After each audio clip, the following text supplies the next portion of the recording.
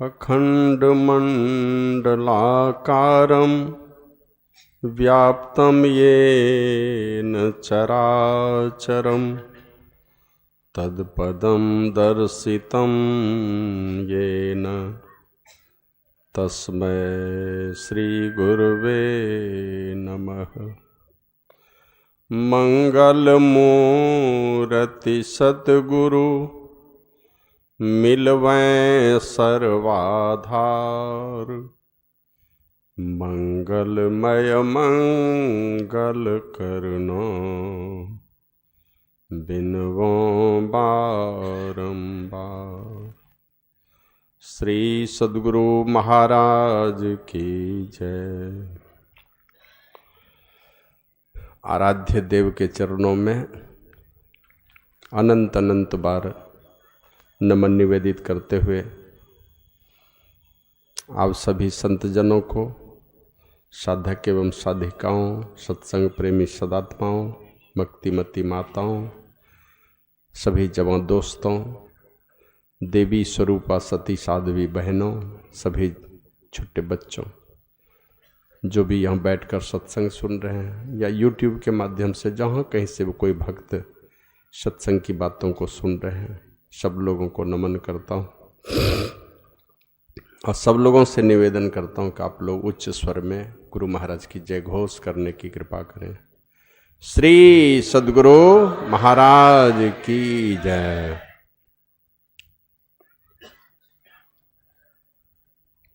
एक पौराणिक कथा है।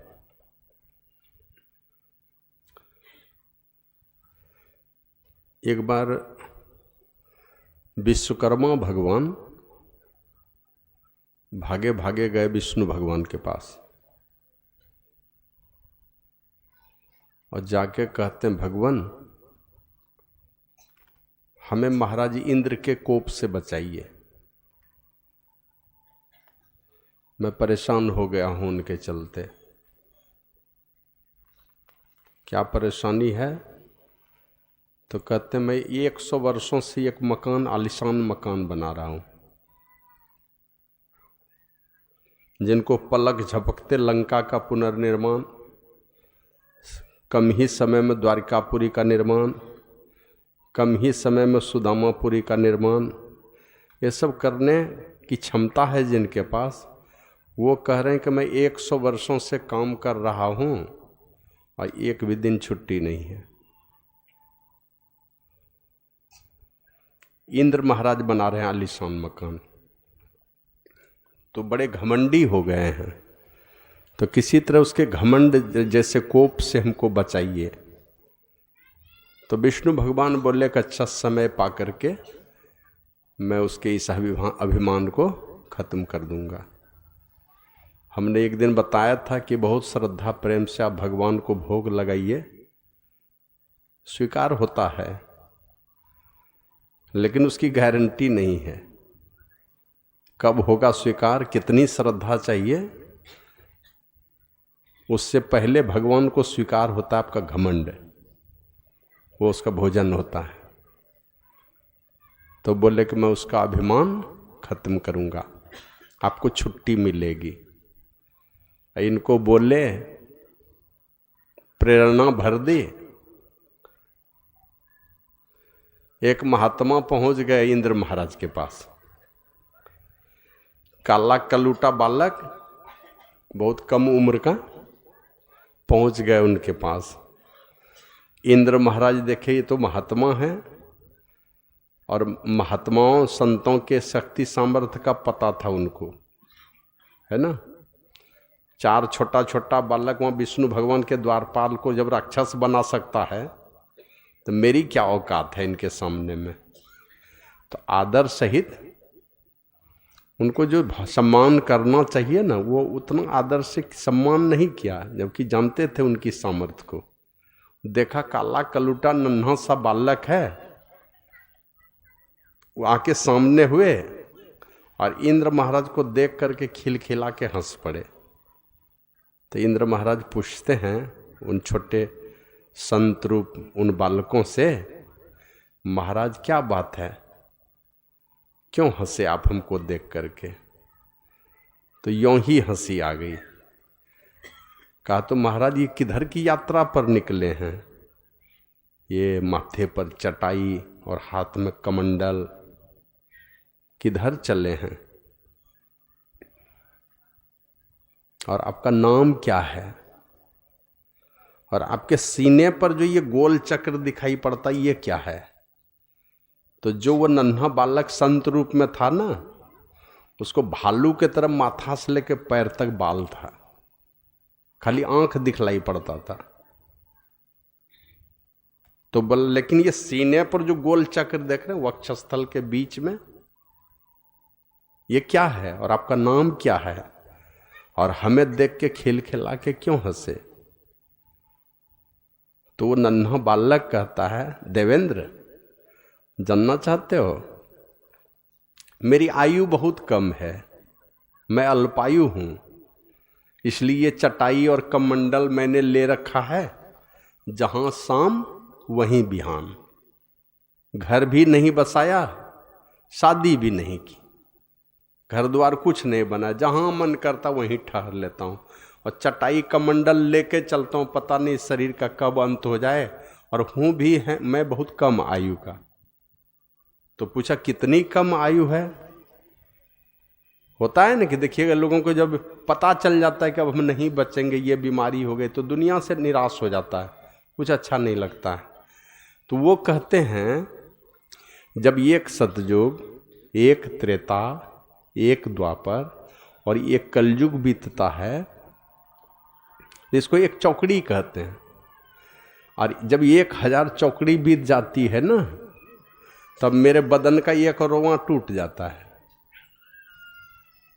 मना एक सतयुग, एक त्रेता, एक द्वापर और एक कलयुग, लगभग 45 लाख वर्ष होता है का। इस तरह से 1000 बार जब बीतता है तो मेरे बदन का एक रोवां टूट जाता है। अब तक में ये सीना पर जो देख रहे हैं गोल चक्र, इतना सा रोम टूट चुका है। जिस दिन सारे रोम टूट जाएंगे उसी दिन हमारी मृत्यु हो जाएगी। इतनी ही कम आयु है हमारी। अब इंद्र महाराज सोचने लगे एक रोम टूटता है तो 1000 चौकड़ी बीतता है, और यहाँ 71 चतुर्युगी में ही एक इंद्र बदल जाता है। 72वां नंबर में दूसरे इंद्र आ जाते हैं। और यहाँ ये 1000 चौकड़ी पर एक रोम टूटता है। अब पूरे बदन का रोम टूटने में तो कितना चौकड़ी बीतेगा, गिनती नहीं है उसकी। अब तब भी कहते मैं अल्पायु हूँ, मैं किस घमंड में पड़ा हूँ। तो कहता अब तक में जो ये रोए टूटे हैं ना, ये लोम चक्र बन गया है, इसलिए लोग मुझे लोमस मुनि के नाम से जानते हैं। मतलब इस धरती पर का सबसे ज्यादा, सबसे अधिक लंबी आयु वाले वो महात्मा अभी भी वो जीवित हैं, हम लोगों के सामने में नहीं है। लोग मुझे लोमस मुनि के नाम से जानते हैं।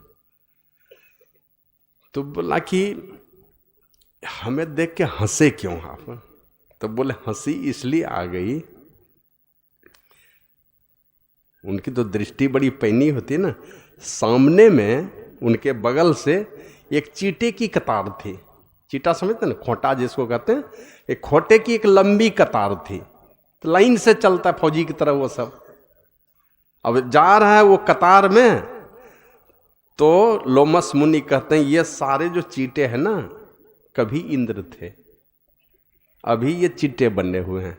इसीलिए इसको देख करके हंसी आ गई कि कभी ऐसो आराम का जीवन था, सारे देवताओं पर इसका राज था, सारी देवियां इनके चरण की दासी थी, और वो सारे के सारे चीटे बने हुए हैं। इसीलिए हमें हंसी आ गई। अभी इतना कहना था कि इंद्र महाराज सब घर द्वार बनना छोड़ करके पहले मैंने क्या कहते हैं, किसका नाम बताया ना, विश्वकर्मा भगवान को, उनको छुट्टी दे दी। रामचरितमानस है मस्कई करई विरंची प्रभु, भजन करेंगे परमात्मा का तो एक तरफ कृष्ण भगवान गारंटी देते हैं, थोड़ी भी भक्ति महाभय से बचाएगी। अब ये किस प्रकार की बातें हैं कि कभी इंद्र के गद्दी पर सारे देवताओं पर शासन चलता है, और सारे देवताओं के माध्यम से सारी सृष्टि पर शासन करता है वो।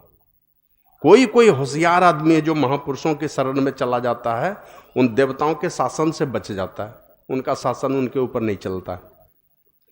एक दिन बताया था ना हमने कि एक दिन बाबा नानक देव जी महाराज चले गए असम देश, जादूगरों का देश कहा जाता है, वहाँ गए और अपने उनका एक सेवक था मर्दाना, उनको भेजा जाओ कुछ उगाही करके भिक्षाटन करके कुछ ले आओ खाने पीने का। तो चले गए भिक्षाटन करने। अब वो तो अनजान बालक था, उसको पता ही नहीं था किस घर में मांगना चाहिए नहीं मांगना चाहिए। बस एक माता के द्वार पर जैसे टेर लगाया कि भिक्षा दो, उधर से वो माता निकली, अब मंत्र पढ़ी, अब मंत्र पढ़ करके उस मर्दाना को सुग्गा बना दिया और पिंजड़ा में टांग दिया। ये बाबा नानक देव जी के शिष्य वहां पिंजड़ा में तोता बन करके पड़ गए। अब बाबा नानक देव जी महाराज इंतजार किए शाम तक कि मेरा चेला कहाँ चला गया, कुछ लेके आया नहीं। आंख बंद करके देखते हैं तो पता चल गया सब, मेरा चेला तो सुग्गा बन करके पिंजड़े में व्यवस्थित हो गया। आवाज ठीक करो। तो गए बाबा नानक उनके घर पर, सुग्गा उस तरफ था, तो खूब जोर से आवाज लग, खूब मैंने कड़क आवाज में, ए मर्दाना, जैसे बोला ए मर्दाना, तो सुग्गा का मुंह इधर था, अपने गुरुजी की तरफ मुख हो गया। और जैसे गुरुजी की तरफ मुख हुआ, पिंजड़ा हो गया 2 टुकड़ा, पिंजड़ा ही 2 टुकड़ा हो गया।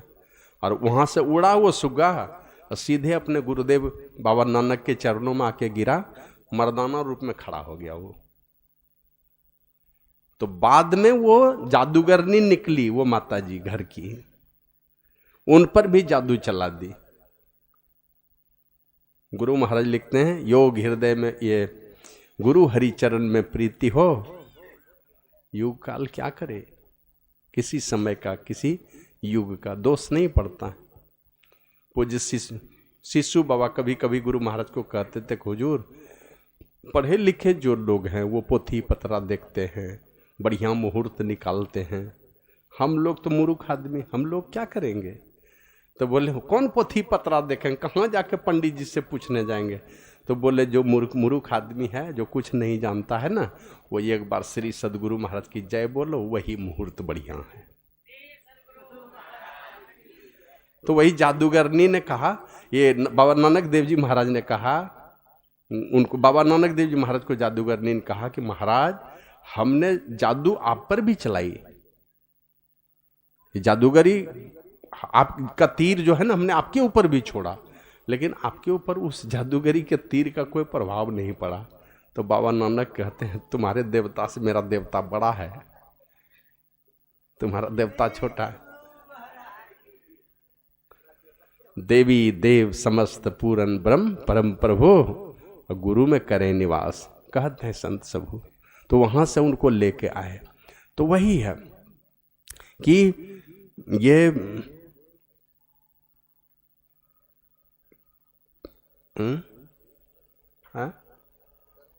हाँ, तो विश्वकर्मा भगवान को छुट्टी मिल गई और इंद्र महाराज उनको छुट्टी दिए। और इस प्रकार लोमस मुनि के कहानी से ये पता चलता, ये समझ में आता है, वक्त नहीं है ए बीरो अब गाफिल होकर सुनने का, संसार के प्रपंचों में फंस करके मत रहिए। बाबा नानक देव जी महाराज कहते, न बालक न जौबने न बिरधी कछु बंध, वह अवसर नहीं जानिए जब आए पड़े जम फंद। जम का फंदा कब किसके गले में आएगा कहा नहीं जा सकता। और वो भी क्या कहते, न बालक, बच्चे की भी गारंटी नहीं, बूढ़ा होकर तो जाना ही जाना है, या तो बचपना की भी कोई गारंटी नहीं, वो भी पूरा बचपन देख पाएगा कि नहीं पाएगा। माँ के कोख में संतान आया, बाहर संसार देख पाएगा कि नहीं, बाहर संसार आया तो चल पाएगा कि नहीं, बोल पाएगा कि नहीं, देख पाएगा कि नहीं, स्वस्थ जीवन बिता पाएगा कि नहीं, संसार बसेगा कि नहीं बसेगा कहा नहीं जा सकता है। तो जवानी में भी, और बड़े हॉस्पिटल में जाइए तो एकदम चित्कार हाहाकार मचा रहता, जाकर के देखिए किसी बड़े हॉस्पिटल में रोज 2 4 5 10 20 लाश निकलते रहता है। और इससे भी खराब स्थिति देखना हो तो चले जाइए आप शमशान घाट, मणिकर्णिका घाट जाइए, तारापीठ जाइए, दिन रात लाश जलते रहता है। तो वक्त नहीं है ए बीरो अब गाफिल होकर सोने का, गफलतबाजी में संसार के प्रपंचों में बिताने का ये समय नहीं है। तो इसके लिए उपाय बताया, निकलो यहां से, इस संसार से निकलना है। कैसे चलोगे? चलो अपने पिताजी के देश में, परम पिता के देश चलो, जहां से आए हो इस संसार में। एक पद में लिखते हैं गुरु महाराज, यह परदेसवा काल को भेसवा, जोर अवै दुख पाई, सुधी करो प्यारे हो आपन देश के, जहाँ कलेश कछु नहीं। चलिए अपने देश को, अपने परम पिता के देश चलिए, जहाँ कलेश का नामो निशान नहीं है। और जानने के लिए रास्ता कहाँ पर है? उस परमात्मा के पास, अपने देश को जाने का रास्ता। तो गुरु महाराज कहते निज कायागढ़ में ऐन महल है। अपने ही काया रूपी किले में, शरीर रूपी किले में ऐन महल होए, माने नेत्र महल हो करके आपन घर पद पाई, अपने घर जाने का रास्ता पाओगे। उस देश में जाना चाहते हो, अपने ही नेत्र काया रूपी किले में, वो भी नेत्र महल हो करके अपने परमात्मा के देश में, निज देश में जाने का रास्ता मिलेगा। कहते हैं चलोगे कैसे? कौन गाड़ी पर? बचपन में हम लोग एक गाना सुनते थे, सजन रे झूठ मत बोलो, खुदा के पास जाना है, ना हाथी है ना घोड़ा है, वहां पैदल ही जाना है। कैसे पैदल चलना है? तो गुरु महाराज कहते पैदल नहीं चलना, वहां पर कैसे? उस देश में जाना चाहते हो, खुदा के घर, परमात्मा के घर जाना चाहते हो, तो कहते निज कायागढ़ में ऐन महल होए, आपन घर पद पाई, और चलू चलू यही पथ। उस नेत्र महल होकर के रास्ता है, चलो उसी रास्ते से, है ना। चलू चलू यही पथ, हाकत दृष्टि रथ का, दृष्टि रूपी रथ पर सवार हो जाओ। यही दृष्टि रूपी रथ पर सवार होना, उसी रथ पर चल करके। ये संत महात्मा भेद बतलाते हैं। गुरु महाराज एक पद में लिखते हैं, यह जानता कोई राजदां, गुरु की शरण जो ली। जो महापुरुषों के चरण शरण में जाएगा, वो रास्ता बता देगा अपने देश में जाने का, निज देश में। और वहां चल करके हम प्रभु प्रभु हम एक ही हुई, उसी परमात्मा के अंश, हम उसी परमात्मा से जा मिले। मन राम में आ गए तो हम पूर्ण रूप से विश्राम में आ गए। गंगा चलती है, पहाड़ी भागों से निकलती है, पठारी भागों को छूती हुई समतल मैदान में जाती है, और यहां से बढ़ते बढ़ते गंगा सागर में मिल जाती है। तो सागर में जाकर के जब प्रशांत महासागर में चली जाती है, तो ध्वनिहीन और गतिहीन हो जाती है। उसी प्रकार इस जीवात्मा में कब तक परेशानी है? तो हम लोग देखते नहीं, एक पत्थर फेंकिए ऊपर की ओर, पत्थर में गति दीजिए, अपने हाथ से दम लगाइए, जितनी दूर फेंक सकते हैं फेंकिए उसको, वो पत्थर चलता रहेगा। कहाँ तक? बहुत ऊंचाई तक जाता है, तो ऊंचाई में जाकर रह जाना चाहिए, रहेगा नहीं, लौटेगा वहां से। उसमें जो गति है उस पत्थर में, वो कब खत्म होगी? जब धरती पर आ जाए। धरती अंशी है, और छोटा सा टुकड़ा अंश है उसका। ये अंश जब तक अंशी में नहीं मिलेगा, तब तक उसमें बेचैनी है, हलचल है। आग की लपट उठती है, किधर चलती आग की लपट? ये आग अंश है, सूर्य उसका अंशी है, उस अंश अंशी से मिलना चाहता है, इसलिए आग की लपट ऊपर की ओर उठती है। और एक बाल्टी पानी गिरा दीजिए, तब पहाड़ की तरफ वो पानी नहीं चढ़ता है, हमेशा डाउनफॉल में जाएगा, नीचे की तरफ। कहां तक जाएगा? तो पानी को देखिए, यहां से गिराइए, वो थोड़ी दूर में जाकर रुकेगा नहीं, वहां से और नीचे की ओर चलना चाहेगा, है ना। तो हम लोग समुद्र के स्तर से, जल स्तर से यहाँ ऊपर हैं, तो समुद्र के स्तर से ऊपर हैं, तो ये जल का थोड़ा सा अंश जो है ना, ये अपने अंशी समुद्र से मिलना चाहता है। इसलिए यहाँ से सुंदर नदी में, वहां से गिरवा नदी में, फिर गंगा नदी में, वहां से सागर में, फिर जाके महासागर में, वहां जाकर के गति खत्म होगी। तो हमारे गुरु महाराज कहते हैं, निज कायागढ़ में ऐन महल होए, आपन घर पद पाही, चलू चलू यही पथ, हाकत दृष्टि रथ, धनी सदगुरु बतलाई। इस ज्ञान के जो धनी संत सदगुरु हैं, जो इस रास्ते पर चले हैं, चल करके उस परमपिता परमात्मा को पाया है, उस रास्ते पर चलिए। दृष्टि रूपी रथ पर सवार होकर के, माने दोनों दृष्टि धारों को समेट करके चलिए, उस पर सवार होकर के चलना है। यहीं से आंतरिक यात्रा शुरू होती है। और यही गुरु महाराज के भजन में सुने, यही समझा करके कहते हैं, मर्दानगी दिखानी होगी। और असली मर्द कहाँ बनता है? जा करके महापुरुषों के चरणों में जाइएगा, तब मर्दानगी, आपकी सारी मर्दानगी। अब शरीर नारी का है कि नर का है? मर्दानगी आपके अंदर में आएगी। क्यों? कि दुनिया के ये पंच विषय से जुड़े हुए कर्मों को करने के लिए क्या कहते हैं, ये तो एक प्रकार का माने नामर्दगी का काम है। मर्दानगी का काम है कि हम उस परमपिता परमात्मा की ओर बढ़ें, है ना। ये महापुरुषों के चरणों में जाने से प्रेरणा आपके अंदर में पैदा होगी।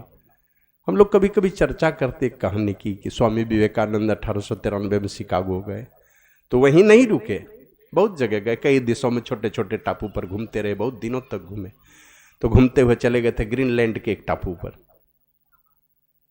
और वहां गए, वहां व्याख्यान हुआ। तो यही कहे थे, कोई भी 20 दोस्त चलो मेरे साथ, मेरे कदम से कदम मिला के चलो, कोई भी 20 दोस्त चलो, लड़का चलो, लड़की चलो, है ना, जवान बेटा हो, जवान बेटी हो, जवान मेरे दोस्त हो, युवती बहनें हो, कोई भी चलो मेरे साथ कदम से कदम मिलाकर।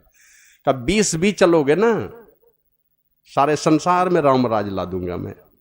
कोई 20 दोस्त मिले हमको, बोल के चले आए। और सुबह सुबह स्वामी जी फिर तैयार हुए, कहीं जाने के लिए, व्याख्यान देना था। सुबह एक विदेशी लड़की आई, शॉर्ट टॉप स्कर्ट पहन करके, संकीर्ण कपड़ा, तंग वस्त्र पहन करके। तो स्वामी जी की जैसे दृष्टि पड़ी तो देख लिया कि विदेशी लड़की है ये। तो स्वामी जी कहते, बहन क्या बात है, तुम क्यों आई सुबह सुबह मेरे कमरे में? कहा कि स्वामी जी आपने ही तो कहा था शाम के समय में कोई भी 20 दोस्त मेरे साथ चले, अपने जीवन की आहुति देकर मेरे कदम से कदम मिलाकर चले, तो मैं सारे संसार में राम राज ला दूंगा। कहा कि स्वामी जी और शेष 19 दोस्त की तलाश कर लीजिए आप, मैं एक बहन आपके चरणों में अपने जीवन की आहुति दे रही हूं, मैं आपके कदम से कदम मिलाकर चलने को तैयार हूं, शेष 19 दोस्त की तलाश कर लीजिए। और भी कई दोस्त मिले जिनकी चर्चा कम होती है, जो पढ़ते हैं तो जानते हैं उन दोस्तों के विषय में, ऐसे कई दोस्त मिले उनको। लेकिन जो वो युवती मिली ना ग्रीनलैंड की, मिस नोबल नाम की लड़की थी, वो विदेशी लड़की थी, विदेशी संस्कार थे उनके अंदर में, विदेशी सभ्यता में पली बढ़ी थी, भारतीय दर्शन, भारतीय सभ्यता संस्कृति को जानती नहीं थी। लेकिन गुरु महाराज कहते, गुरु महाराज का ये बाबा साहिब स्वामी जी महाराज के एक भजन है, सुन सुखन तेरा कायल हुआ ना, कहीं ऐसा देखाना सुनाना।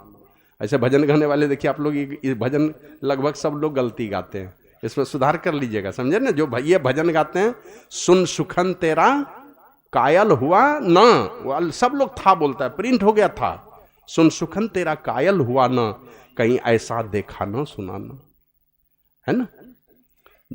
कहीं ऐसा नहीं देखा सुना कि आपके सुखन को सुन करके, सुखन मैंने होता उपदेश, आपके उपदेश को सुन करके तेरा कायल कोई नहीं हुआ, मैंने तेरा अनुसरण करने वाला कोई नहीं हुआ, ऐसा कहीं देखा सुना नहीं। रामचरितमानस में है, अमल अचल मन त्रोण समाना, और आगे है, बर विज्ञान कठिन को दंडा। अनुभव ज्ञान जो है ना, ये कठिन धनुष है जिसका निशाना चुकता नहीं है। और निर्मल अचल और निर्मल मन तर्कस के समान है, उसमें सम यम नियम रूपी बहुत सारे तीर रहते हैं उसमें। और वहां से जब वाणी रूपी तीर निकलती है ना, अचल और अमल मन से जब वाणी रूपी तीर निकलती है तो किसी को भी छल नहीं करेगा। तो स्वामी जी कह दिए कि कोई भी 20 दोस्त चलो मेरे साथ, अपने जीवन की आहुति देकर मेरे कदम से कदम मिलाकर। वही कहा कि स्वामी जी मैं आपके अपने जीवन की आहुति दे रही हूँ, मैं आपके कदम से कदम मिलाकर चलने को तैयार हूँ।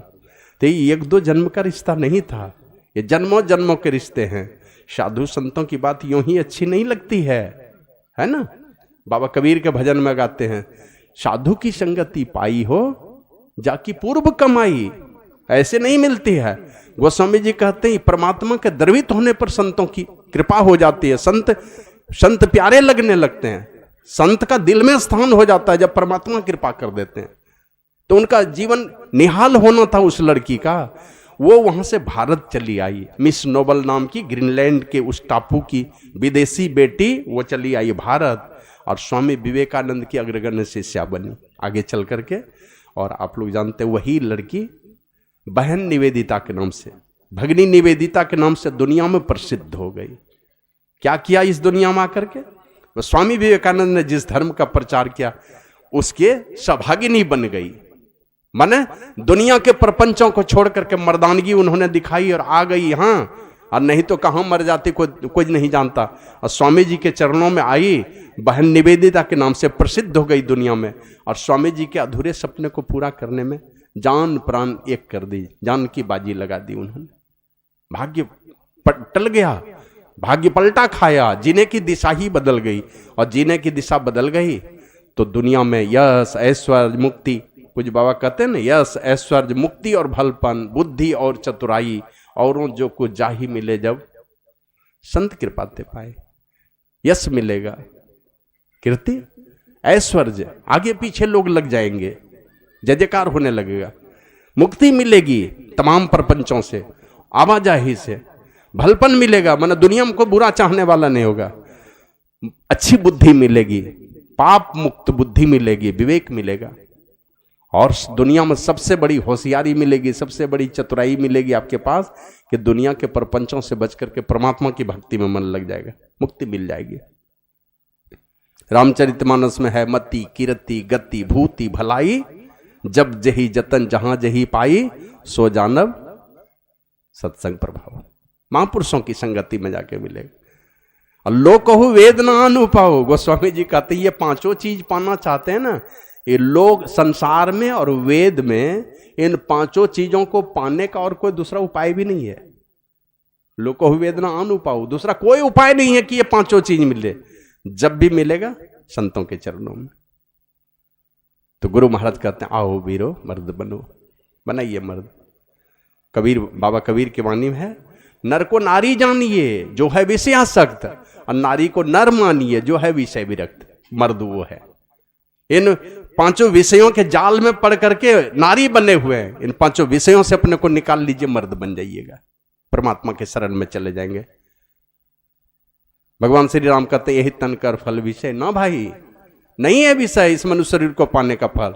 आइए मनुष्य शरीर पा करके विषयों में उलझे हुए हैं, भले ही शरीर नर का है लेकिन आप नारी से भी गए बीते हैं। तो आओ बीरो, संभालिए अपनी चेतना को, प्रपंचों से निकालिए, और जेल तुम्हें तजना होगा, इस काया रूपी जेल से, संसार रूपी कारागार से, है ना। और गुरु महाराज तो कहते संसार कारागार है। अब मनुष्य शरीर क्या है, जैसे कारागार में एक छोटा छोटा सेल होता है ना, वही सेल है ये।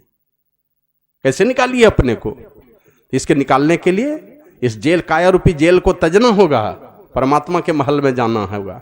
तो इसके लिए गुरु महाराज कहते हैं, मन निग्रह के समर क्षेत्र में सन्मुख तिर डटना होगा। जहां मन का निग्रह हो जाए, यही मन काया रूपी जेल में फंसा के रखा है, तो मन का निग्रह कर दीजिए। मन निग्रह होगा, मन मर जाएगा, मन मरेगा आप स्वतंत्र हो जाएंगे। गुलामी मन की खत्म हो गई, जैसे मन की गुलामी खत्म हो गई, आप मुक्ति के डगर पर ही जाएंगे। मन मरेगा तो निर्विषय तत्व की ओर आप स्वयं चलेंगे। और यही भगवान श्री राम ने उत्तरकांड में कहा है, भगति स्वतंत्र सकल सुख खानी, सारे सुखों की खानी भक्ति है। लेकिन कब, जब स्वतंत्र होकर के करेंगे, गुलामी में रह के करेंगे, मन की गुलामी में। अब मन भी है आंख कान नाक जिह्वा त्वचा की गुलामी में, उसके चक्कर में वहां घूम रहा है। ये पांचों इंद्रियां मन के गुलाम, अब मन के गुलाम हम खुद बन करके हैं। तो मन निग्रह के समर क्षेत्र में मन का निग्रह कीजिए, उस युद्ध भूमि में ले चलिए, समर भूमि में मन को ले चलिए, जहां मन का निग्रह हो जाएगा। तो इसके लिए कहते हैं, अगर मन का निग्रह करना चाहते हो तो गुरु महाराज कहते हैं, गुरु पद धरकर ध्यान से सुरो। सुरो माने वीरो, ए वीरो पंच विषयों से निकालो अपने को और गुरु पद का ध्यान करो। गुरु पद मतलब चरण नहीं होता है, गुरु पद मतलब गुरु मूर्त होता है। गुरु मूर्त का ध्यान धरो, गुरु मूर्ति का ध्यान धरो, क्योंकि वेदवाणी में ध्यान मूलम गुरु मूर्ति, ध्यान का मूल है। सारे पाप विकारों से ये हमारे गुरु ऋषि मुनि ये सारे बचे हुए होते हैं, संत पुरुष, इसलिए हम गुरु मूर्ति का ध्यान करते हैं। ये खुद भगवत स्वरूप है, परमात्मा स्वरूप है ये।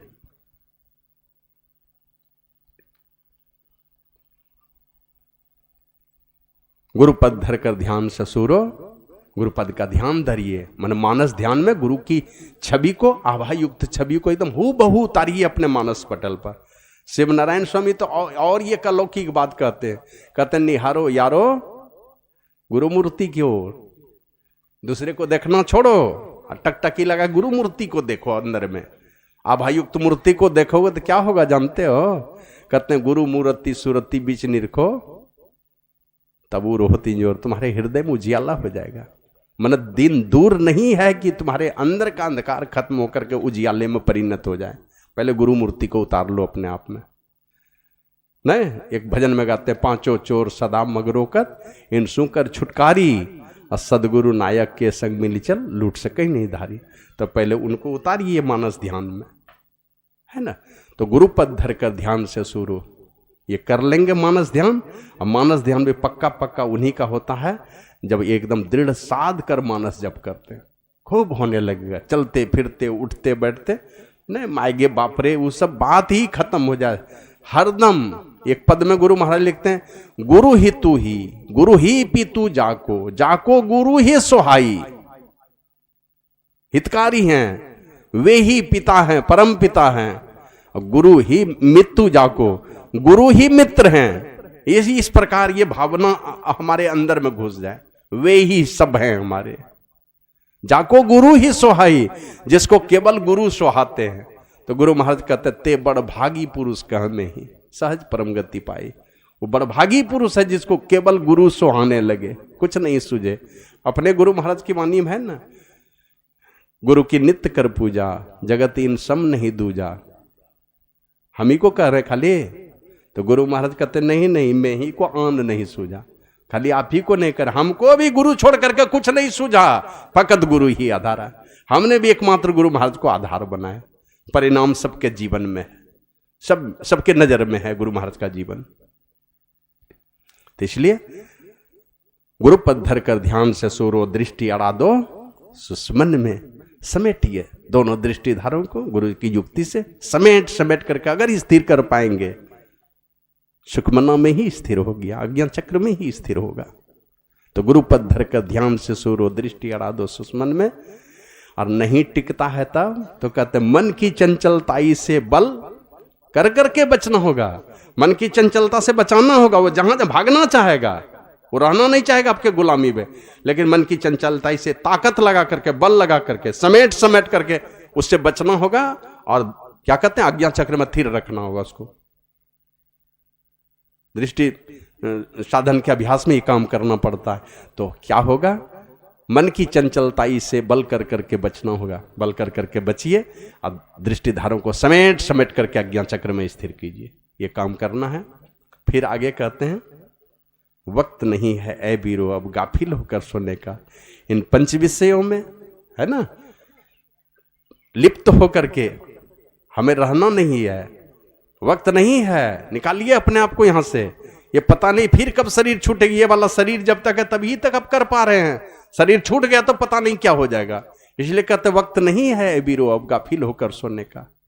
अज्ञान अंधकार में पड़ करके है ना, यही जग जामिनी जागही जोगी, ये संसार रूपी रात्रि में पंच विषयों के निंद में सोए हुए हैं। पांचों विषयों का आनंद लेने के चक्कर में मोह निशा सब सोपनी हारा, देख सपन अनेक प्रकार।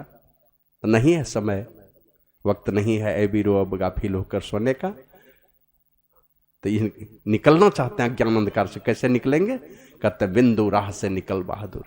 दृष्टिधारों को समेटिए, दृष्टि जहां पर एक होगी, एक बिंदुता की प्राप्ति होगी, वहीं से रास्ता मिलेगा इसे अज्ञान अंधकार से निकलने का।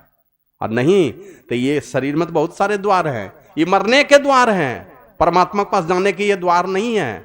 गुरु महाराज लिखते हैं, तन्नव द्वार हो रामा अति ही मलिन हो ठामा। ये मलिनता से भरा हुआ ये द्वार है, और ये परमात्मा के पास जाने का द्वार नहीं है। 10वां द्वार है वो आज्ञा चक्र है, जिसको सुखमन बिंदु कहते हैं, वो है परमात्मा के पास जाने का द्वार। तो बिंदु राह से निकल बहादुर। जतन सीख लीजिए, इस रास्ते से निकलने का प्रयास कीजिए, तो तम मंडल टपना होगा, आप अंधकार मंडल को टप जाएंगे।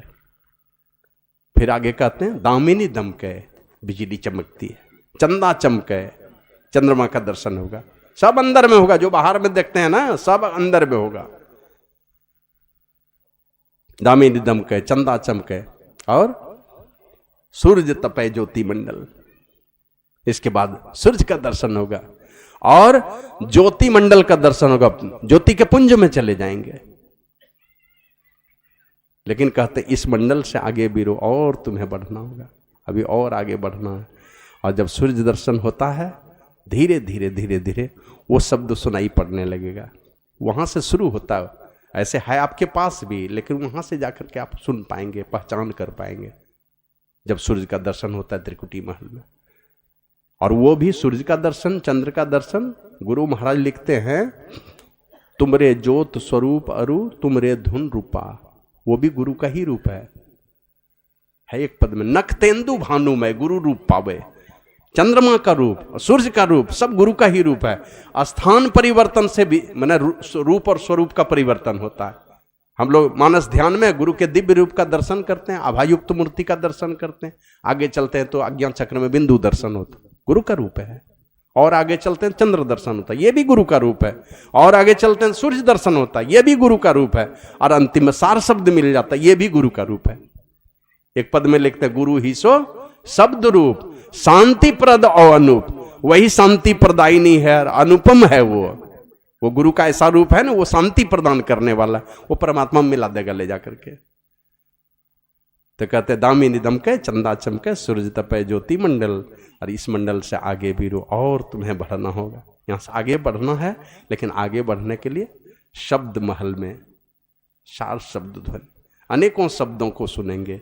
क्रम क्रम से अलग अलग मंडलों के अलग अलग शब्द सुनाई पड़ते हैं, लेकिन उन शब्दों को सुनते हुए सार शब्द पकड़े जाते हैं। शब्द महल में सार शब्द ध्वनि, ये शब्द महल में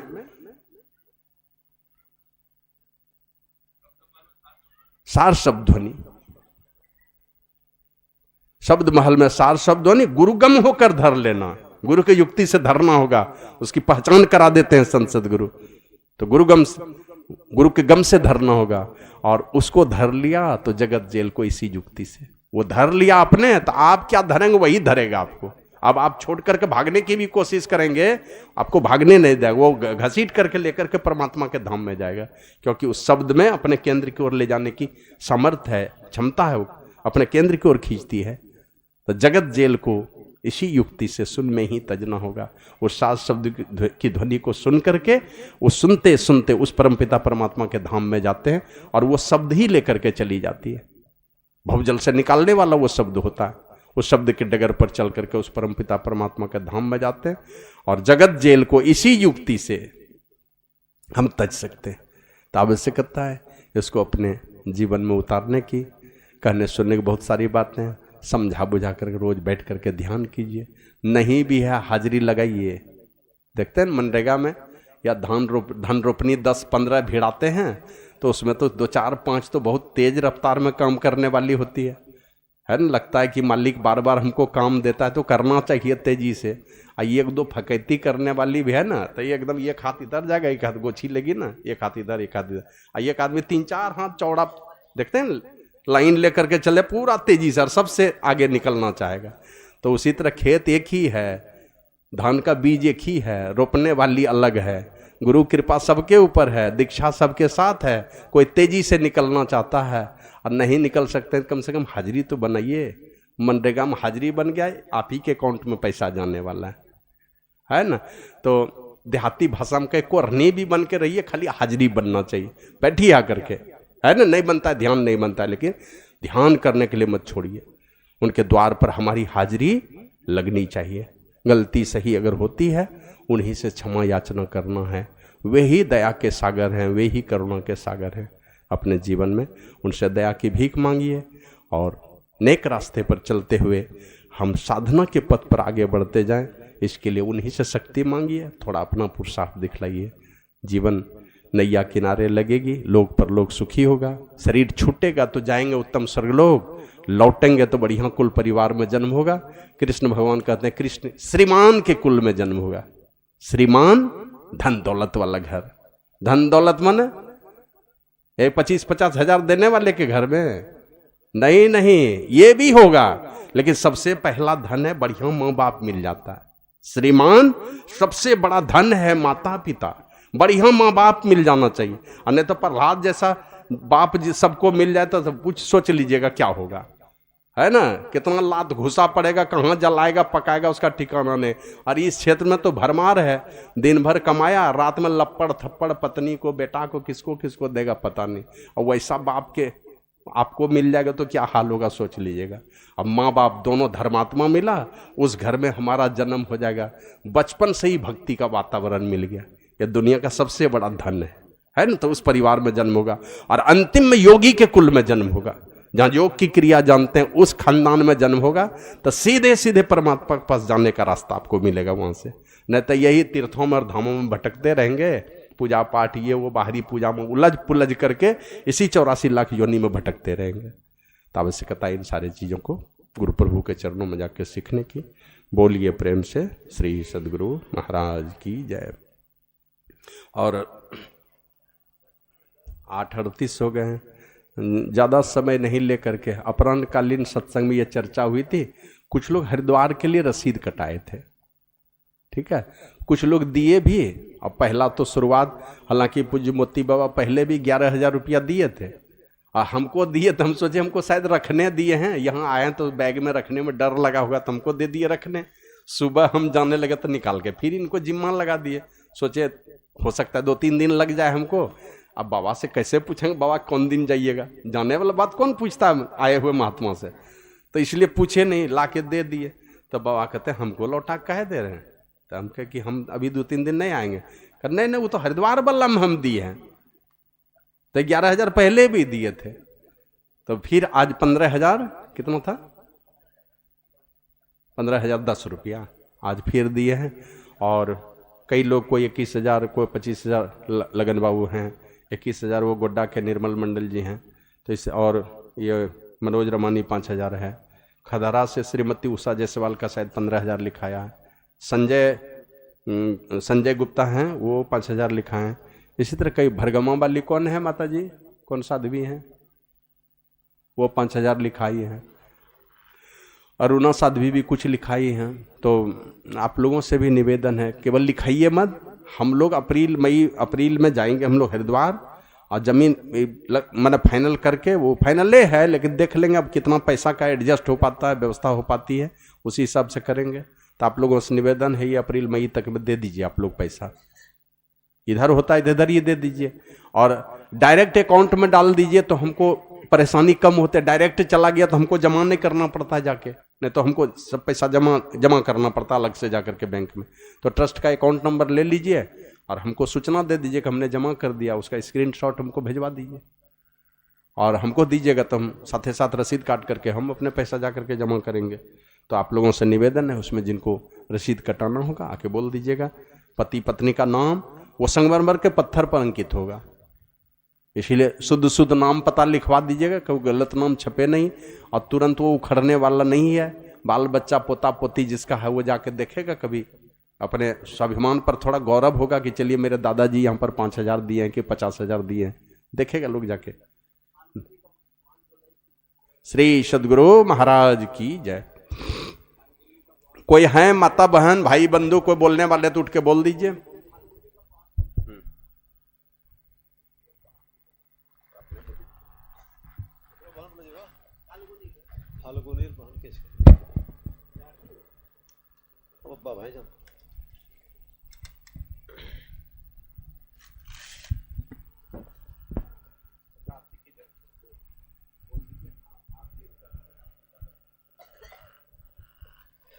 जिनको बोलना है वचनदान आकर यहाँ आरती के बाद आप लोग बोल देंगे। अभी का भंडारा घाटकुरावा निवासी श्री जयप्रकाश सिंह जी, जो श्री वीरेंद्र प्रसाद सिंह जी के बड़े भाई हैं, उन्हीं के सौजन्य से ये भंडारा है। आप लोगों से निवेदन है कि उनके द्वारा दिए गए भंडारे को सब लोग जाके प्रेम से ग्रहण करें। गुरु प्रभु से उनके परिवार, उनके बाल बच्चे सब लोगों के दिव्य स्वस्थ और दीर्घायु जीवन की कामना करें। सुख शांति समृद्धि उनके परिवार में भरा रहे। गुरु प्रभु के चरणों में इसी प्रकार का प्रेम उनका जुड़ा रहे। सत्संग ध्यान में मन लगे, साधु संतों की सेवा में मन लगे, यही प्रार्थना सब लोग कीजिए। व्यक्तिगत मेरे में कोई सामर्थ्य नहीं, फिर भी गुरु प्रभु से प्रार्थना करता हूँ कि उनके जीवन में इसी प्रकार की खुशहाली बनी रहे, सुख शांति समृद्धि उनके जीवन में भरा रहे, साधु संतों के चरणों में प्रेम हो, और गुरु प्रभु के युक्ति से साधन भजन करने में, सत्संग करने में, ध्यान करने में उनको मन लगे। इसी प्रकार प्रेम बढ़ता रहे, ये मैं गुरु प्रभु से प्रार्थना करते हुए अपनी वाणी को विराम देता हूँ। श्री सद्गुरु महाराज की जय।